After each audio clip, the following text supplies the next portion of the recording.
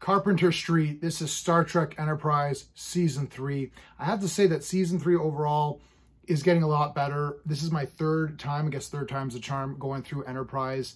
The first time I went through, I was like, I didn't know about this Wars indie stuff. Second time, I was like, yeah, it's fine. I think I'm a bit more okay with it now that I'm scrutinizing these episodes and doing these reviews. I'm seeing that not all of them are actually just about the war. The war is the setting, the Expanse is the background, but it's not the only thing that's going on. This particular episode, this is Carpenter Street. This one does have stuff to do with the war, but it's a time travel episode. So basically Archer and T'Pol go back in time, and they have to stop some reptilian Xindi from creating this bioweapon to wipe out humanity back then. We're going to review it using my space, system, story, pacing, artistry, characters, enjoyment. Each category gets a score between 0 and 2. 2 is the best you can get in any category. I'm going to give the storyline a 1. It's okay. The time travel episodes are all right. I don't really love them that much. I don't hate them. They're just kind of there. I guess you have to have them in Star Trek. This one, I'm not sure. Like, if the Xindi are going back in time and doing all this stuff, then what is the point? Like, they've got this guy who's collecting people of certain blood types so they can have every blood type and figure out a weapon to destroy them all. But you're just like, I don't know. Like, there's time travel now. I don't know. It's a bit weird. Like, as soon as you have time travel in a war, it's like Terminator. Just keep sending Terminators back through time or whatever, right?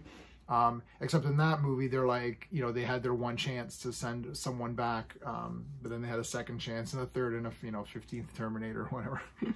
After the first two, 3 is like, okay. The first 2 obviously are 10 out of 10. And then 3 is like, all right. And then after that, it's just kind of boring. But anyway, I'll give it a 1 for the story. It's all right. I'm not dying over it. Pacing, I'll give it a 1.5. There's some good tension with that guy collecting people. And then Archer's like, well, I'll pretend to be one of your victims. And there's some tension because you don't want the weapon to go off and you don't want them to succeed. But it wasn't like, I wasn't like, wow, like I wasn't super tense the entire time. But it was pretty good. I'll give it a 1.5. I wasn't bored. It moved along. The artistry, I'll give it a 1. I mean, everything looks okay. They're in time, so it's, like a present day type of situation. You're never going to get, great effects, really. It's just all, this is we could save on budget and just have it be in some warehouses or something. But everything looks fine. Some music's good, all that. So I'll give it a 1. The characters, I went back and forth. I'm going to give it a 1.5 for the characters. I do like Archer and T'Pol in this one. The guy who's so usually I always give it a 1 based on the fact that I like the Enterprise crew. And then the other point you get from your villains or your side characters, your supporting cast, I'll give it a 0.5. So 1.5. I like the guy who's the guy collecting. He's always the same kind of character. He's a character actor. I've seen him a bunch of times. He was in Escape from LA, one of the hacker guys, which I love, and this is called Carpenter Street, so I thought that was kind of funny. He got a John Carpenter actor guy in Carpenter Street. Whatever, I don't know if that's just a coincidence, but it's pretty neat. He was all right. The Xindi guys, they're bad guys. They're not exploring them enough in this to give them more of a distinction. Like the lizard guys or the reptilian guys are just, bad guys. It's like, oh, all right. They're all right. Enjoyment factor, I went back and forth. I kind of like this one. I do like the, oh gosh, the time travel is kind of neat. I just wish they would have figured something better to do, or have a better problem to solve.